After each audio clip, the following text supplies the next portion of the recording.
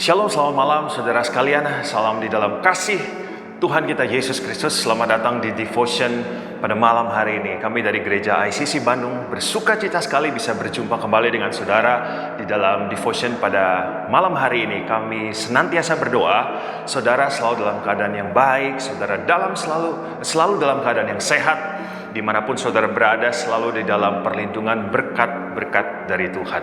Kami juga akan memberikan informasi pada malam hari ini. Jangan lupa minggu depan pada hari Jumat kita akan merayakan Jumat Agung bersama-sama. Kemudian pada hari Minggunya kita akan bersama-sama merayakan kemenangan di dalam nama Tuhan Yesus Kristus dalam perayaan Paskah. Kami mengajak setiap saudara yang menyaksikan malam hari ini, saudara juga bisa mengundang orang-orang yang saudara kasihi, keluarga, teman-teman, kerabat, teman-teman iClick semua.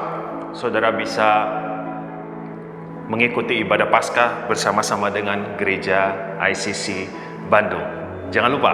Oke, malam hari ini saudara sekalian, saya akan bagikan kebenaran firman Tuhan sepanjang bulan Maret tahun 2021.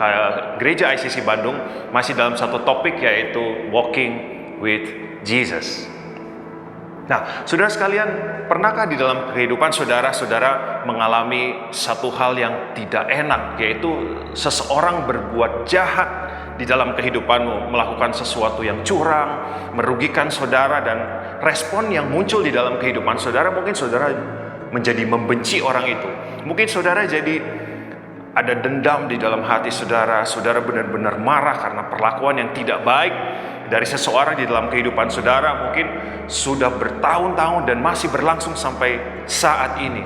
Saudara sekalian, pertanyaannya adalah, rasa marah, rasa dendam, rasa kebencian itu akan sampai kapan ada di dalam kehidupan kita? Nah, malam hari ini saya akan bagikan satu kebenaran firman Tuhan yang akan kita belajar bersama-sama dari kehidupan Rasul Paulus. Saudara, kalau kita melihat surat-surat yang dibuat oleh Rasul Paulus, kita akan melihat betapa Paulus terbiasa menangani persoalan-persoalan yang besar. Kalau kita melihat surat-suratnya dari awal itu banyak sekali. Paulus dia mengurusi bagaimana melawan ajaran sesat, bagaimana menghadapi guru-guru palsu, nasihat-nasihat yang dia berikan, menghadapi bidat-bidat. Kemudian ada juga bagaimana mengatasi tekanan-tekanan dari kaum Yahudi, dari kaum Romawi. Kemudian bagaimana kecerdasan Paulus memberikan nasihat kepada orang-orang Kristen pada waktu itu tentang gereja, bagaimana tentang pertumbuhan gereja. Nah, ini adalah mega problem yang ditangani oleh Paulus di dalam surat-suratnya. Tapi tahukah saudara, di dalam surat Paulus ada satu surat yang tidak berbicara tentang doktrin-doktrin teologi tingkat tinggi, tidak berbicara tentang persoalan-persoalan yang rumit, yang sulit, tapi Paulus mengurusi satu hal yang receh, saudara, mengurusi satu hal yang ecek-ecek sebenarnya, yaitu mengurusi seorang majikan dan seorang budaknya. Surat itu surat apa? Surat itu adalah surat Filemon. Nah, Filemon ini adalah majikannya dan Onesimus adalah budaknya, yaitu bawahannya. Paulus mengurusi dua orang ini di dalam surat Filemon yang hanya ada satu pasal saja. Apa yang terjadi? Yang terjadi seperti ini, saudara. Onesimus ini adalah seorang budak dari Filemon. Dia mencuri di rumah Filemon. Kemudian setelah dia mencuri, Filemon ini rumahnya di Kolose. Setelah dia mencuri, dia melarikan diri, dia kabur ke Roma. Dari jarak dari Kolose ke Roma itu sangat jauh, saudara. Nah, ketika di Roma, Onesimus berjumpa dengan Paulus dan Paulus melayani dia. Ada satu inisiatif di dalam Paulus, yaitu Paulus akan mengembalikan Onesimus kepada majikannya, yaitu Filemon.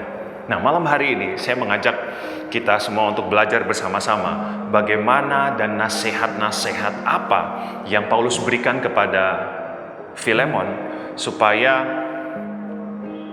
Onesimus ketika dia kembali berjumpa dengan Filemon, apa yang harus dilakukan oleh Filemon. Kita tahu kalau Onesimus ini adalah seorang budak, dia ini punya resiko yang besar karena hukum Romawi waktu itu seorang budak yang mencuri, dia punya hukuman yang sangat berat. Dia bisa dihukum mati karena hukum Romawi waktu itu sangat berat. Dan kita akan melihat nasihat-nasihat Paulus pada malam hari ini. Nasihat yang pertama adalah, kita buka bersama-sama, saudara di rumah, saudara bisa buka Alkitab saudara, Filemon 1 ayat yang ke-9. Kita baca bersama-sama. Tetapi mengingat kasihmu itu, lebih baik aku memintanya daripadamu.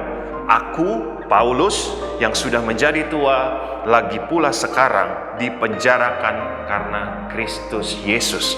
Kemudian kita baca lagi satu ayat yang berikutnya, yaitu Filemon 1 ayat 5. Kita mundur sedikit. Dituliskan seperti ini. Karena aku mendengar tentang kasihmu kepada semua orang kudus dan tentang imanmu kepada Tuhan Yesus. Saudara sekalian, nasihat yang pertama yang diberikan kepada Filemon adalah nasihat tentang kasih. Kalau kita baca dari kitab surat Filemon ini adalah seorang pemimpin jemaat. Jadi rumahnya dia buka supaya banyak orang beribadah kepada Kristus waktu itu di kota Kolose. Banyak orang beribadah, jadi rumahnya dipakai untuk beribadah. Nah, Filemon ini adalah orang yang saleh, orang yang baik. Dia punya teladan kasih yang semua orang udah tahu. Dia itu menghibur orang-orang kudus. Kalau kita lihat di perikop ini, dia menguatkan orang-orang, jiwa-jiwa dia kasihi, dia bahkan melayani Tuhan. Dia punya teladan kasih yang telah diketahui semua orang. Dia adalah orang yang baik. Dan nasihat dari Paulus adalah, dia mengingatkan kembali tentang kasih Filemon kepada banyak orang. Dia memberitahukan kembali, engkau adalah orang yang saleh, engkau orang yang baik. Jangan sampai engkau dipengaruhi oleh perbuatan jahat dari Onesimus. Nasihat dari Paulus kepada Filemon adalah, engkau orang yang baik, jangan sampai terpengaruhi perbuatan jahat dari Onesimus berdampak di dalam hal-hal teladan baik di dalam hidupmu. Kerinduan dari Paulus adalah, sekalipun orang berbuat jahat kepadamu, jangan balas kejahatan dengan hal yang jahat, tetapi tetaplah menunjukkan teladan kasihmu kepada banyak orang. Karena dia seorang pemimpin jemaat, dia tetap melakukan hal yang baik di depan Onesimus. Jadi nasihat Paulus yang pertama adalah, tetap lakukan yang baik, sekalipun ada orang melakukan perbuatan jahat di dalam kehidupannya. Saudara sekalian, mungkin ini adalah cerminan dari kehidupan kita. Apakah saudara diperlakukan dengan tidak baik oleh orang lain? Saudara, kita mengalami hal-hal yang gak enak, perlakuan orang-orang berbuat jahat kepada kita, dan kehidupan kita menjadi tidak baik. Mungkin saudara jadi rugi, dan kita menjadi kesal, kita menjadi benci, dendam, menyumpahi mungkin orang itu bertahun-tahun. Ada satu kebencian yang akhirnya ujung-ujungnya menjadi sebuah dendam di dalam kehidupan kita. Sama seperti Filemon, dia adalah orang percaya, dia punya teladan kasih yang baik, dia adalah orang yang baik. Malam hari ini nasihat Paulus juga datang kepada saya dan saudara yang ada dimanapun saudara berada malam hari ini. Tetap lakukan hal yang baik. Jangan sampai perlakuan buruk dari orang mempengaruhi kita untuk membalas hal yang jahat dengan hal yang jahat. Kita mengendalikan kehidupan kita supaya kita orang yang mengasihi Tuhan, kita percaya kepada Kristus. Teladan kasih yang saudara punya, yang telah diketahui semua orang, banyak orang akhirnya terpengaruhi oleh perbuatan jahat, dan kita terpancing untuk melakukan hal yang jahat. Malam hari ini nasihat Paulus juga datang kepada kita supaya jangan membalas hal yang jahat dengan hal yang jahat. Tetaplah lakukan hal yang baik. Jadi kerinduan Paulus adalah supaya Filemon bisa menerima kembali Onesimus, karena dia adalah orang yang baik, tanpa terpengaruhi pencurian yang sudah dilakukan oleh Onesimus. Dia tetap berbuat baik sebagai pemimpin jemaat, sebagai pengikut Kristus, sebagai orang yang melayani Tuhan. Dia tetap melakukan yang baik. So malam hari ini nasihat yang pertama, tetaplah kita menjadi orang yang baik, tetap percaya kepada Kristus, dan meresponi setiap hal-hal yang jahat, perlakuan-perlakuan orang. Kita tetap melakukan hal yang baik, tidak membalas hal yang jahat dengan hal yang jahat. Itu hal yang pertama, saudara.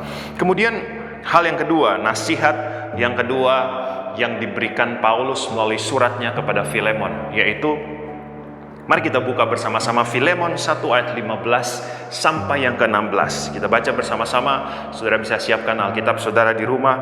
Sebab mungkin karena itulah dia dipisahkan sejenak daripadamu, supaya engkau dapat menerimanya untuk selama-lamanya, bukan lagi sebagai hamba, melainkan lebih dari hamba, yaitu sebagai saudara yang kekasih. Nasihat yang pertama adalah nasihat tentang kasih. Kemudian ini nasihat yang kedua adalah nasihat tentang penerimaan. Kerinduan dari Paulus kepada Filemon adalah supaya Filemon menerima kembali Onesimus sebagai saudara yang kekasih untuk selama-lamanya. Jadi dia diterima kembali dari Roma, dia balik ke kota Kolose, balik lagi ke rumah dari Filemon. Dia bukan lagi diterima sebagai budak. Dia bukan lagi diterima sebagai budak yang mencuri, tapi dia diterima lagi sebagai saudara. Bahkan di sini Paulus menuliskan diterima untuk selama-lamanya. Menerima kembali berarti Filemon harus menerima dia adalah orang yang pernah merugikan dia sudah mencuri, kemudian dia kabur, seharusnya dia bisa dihukum. Bahkan hukumannya itu bisa sampai hukuman mati karena dia merugikan majikannya. Dia menerima semua pelanggaran dari Onesimus tidak lagi diperhitungkan. Dan dia menerima sebagai saudara, bukan diterima lagi sebagai budak seperti sebelumnya, tapi dia diterima sebagai saudara untuk selama-lamanya. Sudah sekalian, cerita tentang Filemon dan Onesimus itu berhenti sampai di sini. Karena kitab Filemon itu hanya satu pasal. Dan setelah di sini kita tidak pernah tahu bagaimana kisah Filemon. Apa kabar dengan Filemon? Kita nggak tahu keberadaannya karena Alkitab tidak mencatat. Tetapi pertanyaannya sekarang, apa kabar dengan Onesimus? Setelah surat Paulus kepada Filemon ini diberikan, apa yang terjadi dengan Onesimus? Apakah nasihat-nasihat dari Paulus itu diterima oleh Onesimus? Nasihat tentang kasih, nasihat tentang penerimaan. Sudah tahu, ada satu ayat yang menyebutkan nama Onesimus. Kita buka bersama-sama Kolose 4 ayat yang ke-9. Mari kita baca bersama-sama Kolose 4 ayat yang ke-9. Ia kusuruh bersama-sama dengan Onesimus, saudara kita yang setia, yang kekasih, seorang dari antaramu. Mereka akan memberitahukan kepadamu segala sesuatu yang terjadi di sini. Kitab Kolose dan kitab Filemon itu ditulis dengan angkatan waktu yang hampir bersamaan.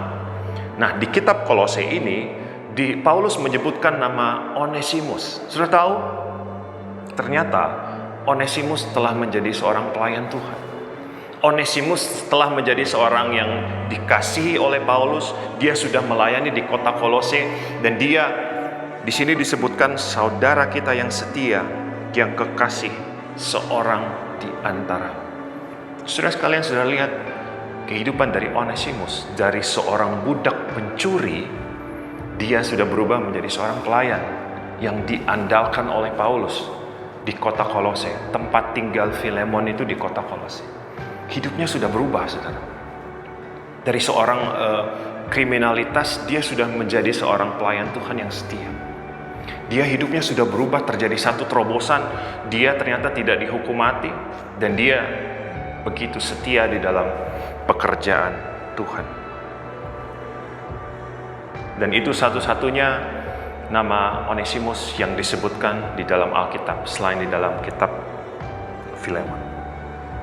Jadi saudara sekalian, seorang budak pencuri yang pernah mencuri di rumah majikannya, dia sudah berubah, hidupnya mengalami satu terobosan yang luar biasa, yaitu dia sudah menjadi seorang pelayan Tuhan yang diandalkan oleh Paulus, yang setia. Bahkan Paulus menyebutnya sebagai saudara yang kekasih.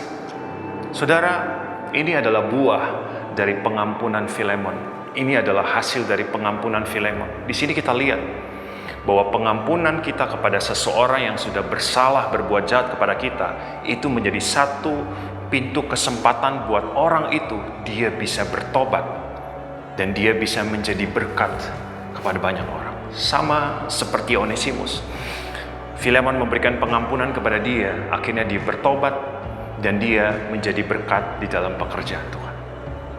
Saudara sekalian, kalau kita melihat, kita membaca dari awal kitab Filemon sampai selesai kitab Filemon hanya satu pasal, saudara, kita melihat betapa Paulus begitu memohon, meminta dengan segenap hati kepada Filemon untuk mengampuni Onesimus. Kalau kita melihat kata per kata dari Paulus begitu memohon dia dengan kata-kata untuk yang luar biasa indah supaya Onesimus diampuni oleh Filemon. Saudara, ini adalah refleksi kehidupan dari Onesimus. Ini adalah refleksi dari kehidupan Paulus sendiri. Saudara tahu siapa masa lalu Paulus? Siapa Paulus yang sebelum namanya menjadi Paulus adalah Saulus? Apa yang pernah dia lakukan ketika namanya masih menjadi Saulus? 1 Korintus 15 ayat 9. Kita baca bersama-sama. Saudara bisa baca dari rumah 1 Korintus 15 ayat yang ke-9. Karena aku adalah yang paling hina dari semua rasul, sebab aku telah menganiaya jemaat Allah. Paulus menuliskan surat kepada Filemon tentang dia orang yang bersalah, kamu terima dia sebagai saudara untuk selama-lamanya. Kemudian kalau dia punya utang, tanggungkanlah itu kepadaku. Jadi Paulus yang bayarin. Paulus itu punya inisiatif yang besar karena dia ini, Onesimus, adalah orang yang bersalah. Jangan sampai dia dihukum mati karena dia pernah mencuri.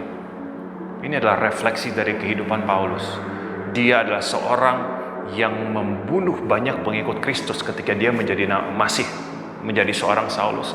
Dia mengejar-ngejar pengikut Kristus pada masa awal-awal kekristenan. Kemudian dia maksimal yang dia lakukan, dia berupaya supaya banyak pengikut Kristus dimasukin ke dalam penjara, kemudian dibunuh. Dia menjadi seorang yang begitu bengis, dia begitu brutal mengejar orang-orang Kristen dan dibunuh. Tetapi 1 Korintus 15 ayat 9, ini satu penyesalan, ini satu masa lalu, boleh dibilang ini noda hitam masa lalu dari Paulus, yaitu aku adalah yang paling hina dari semua rasul karena perbuatan yang pernah dia lakukan, sebab aku telah menganiaya jemaat Allah. Kehidupan dari Onesimus ini seperti Paulus berkaca kepada kehidupan dia yang dulu. Oleh karena itu, dia bisa menasehati Filemon. Sudah tahu, setelah Onesimus diampuni, dia menjadi seorang yang menjadi berkat untuk banyak orang. Sama halnya dengan Paulus. Ketika Tuhan beracara di dalam kehidupannya, kemudian dia bertobat, dia menerima Kristus, apa yang terjadi? Dia menjadi berkat untuk banyak orang. 2/3 dari perjanjian baru ditulis oleh Rasul Paulus. Seorang yang pembunuh, dia seorang yang melakukan hal-hal yang jahat kepada pengikut Kristus. Justru dia menjadi pelayan Kristus yang setia. Dia membangun gereja di kota-kota, ada di Efesus, ada di Filipi, ada di Tesalonika. Surat-surat dia tulis semua ke situ. Kemudian dia membangun struktur dari doktrin kekristenan luar biasa. Bahkan Alkitab menulis dia setia sampai garis akhir. Paulus yang diampuni itu menjadi satu pintu kesempatan di dalam kehidupannya untuk dia menjadi berkat kepada banyak orang. Saudara sekalian, malam hari ini kalau kita melihat kehidupan Onesimus yang diberikan kesempatan oleh Filemon, dia diampuni, dia diterima, dan dia menjadi berkat. Kita melihat Paulus, dia diampuni oleh Tuhan, kemudian dia menjadi berkat buat banyak orang. Malam hari ini, maukah saudara menerima nasihat Paulus? Kita di dalam hati kita, nama-nama siapa yang kita akan ampuni malam hari ini? Nama-nama yang selama ini membuat kehidupan kita menjadi susah, membuat kehidupan kita tidak baik, membuat kita marah, membuat kita dendam. Nama-nama itu, maukah malam hari ini kita mengambil satu komitmen, kita mengampuni mereka. pengampunan yang kita berikan menjadi satu pintu kesempatan kepada mereka untuk bertobat. Dan setelah mereka bertobat, mereka bisa jadi berkat untuk banyak orang. Sama seperti Onesimus dan Paulus, mereka menjadi berkat di dalam kehidupannya. Kadang-kadang ada pertanyaan, wah enak aja, dia sudah berbuat salah kepada saya, kerugian yang saya sudah alami begitu banyak, saya bertahun-tahun menderita, kehidupan saya menjadi tidak baik, saya menjadi susah, stres, depresi, dan segala macam. Mungkin itu adalah orang tuamu yang engkau gak bisa ampuni. Mungkin itu adalah suami atau istrimu, mungkin itu adalah anak-anakmu, mungkin itu atasanmu, mungkin bawahanmu, atau mungkin itu juga adalah mantan pacarmu, itu orang yang saudara kasihi, sahabatmu, siapapun nama yang ada di dalam kehidupan saudara. Malam hari ini saya akan bagikan satu sudut pandang Allah. Kehidupan Onesimus, kehidupan Paulus, sama juga dengan kehidupan kita. Kita ini adalah orang-orang yang terhukum. Kita ini adalah orang-orang yang binasa karena dosa sudah menguasai kita. Dan kita tidak benar di hadapan Allah. Kita tidak layak berdiri di hadapan Allah yang kudus karena ketidakkudusan dosa membuat kita tidak layak ada di hadapan Allah. Sudah tahu, penebusan Kristus adalah pintu kesempatan kepada kita sehingga kita layak berdiri di hadapan Tuhan yang kudus. Kita diampuni oleh Tuhan. Setelah kita diampuni oleh Tuhan, apa yang terjadi? Saya dan saudara menjadi sasaran kasih Kristus. Kita dihujani dengan kebaikan Tuhan. Masa depan kita penuh dengan pengharapan. Kita punya hari esok yang gilang gemilang. Janji-janji Tuhan menjadi bagian kehidupan saya dan saudara. Apa yang tertulis di Alkitab itu bisa terjadi di dalam hidup kita. Mujizat-mujizat, penyertaan Tuhan, kesetiaan Tuhan berlaku di dalam kehidupan kita ketika kita diampuni oleh Tuhan.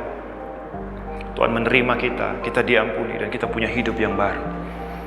Kita bisa melihat kebaikan Tuhan setiap hari. Kita bisa melihat bagaimana janji Tuhan digenapi di dalam kehidupan kita. Itu karena apa? Karena ada pintu pengampunan Tuhan yang terbuka untuk saya dan saudara. Ini adalah satu pengertian rohani yang harus kita mengerti. Karena kita sudah diampuni oleh Tuhan, kita masuk ke dalam satu pintu kesempatan untuk mengalami Tuhan, mengalami janji-janji Tuhan, mengalami tangan Tuhan yang perkasa. Kita akan melihat bagaimana Tuhan bekerja, bertindak di dalam hidup kita. Karena apa? Karena saya dan saudara adalah orang-orang yang sudah diampuni oleh Tuhan. Malam hari ini, karena kita sudah diampuni oleh Tuhan, kita bisa hidup di dalam janji-janji Tuhan. Dan kehidupan saya dan saudara sudah menjadi berkat. Kita bisa menjadi berkat dimanapun saudara. Bisa di dalam pekerjaan, di dalam keluarga saudara, di dalam pelayanan saudara. Kita menjadi berkat. Malam hari ini, melihat nilai-nilai rohani ini. Melihat bagaimana Tuhan memulihkan orang-orang yang bersalah.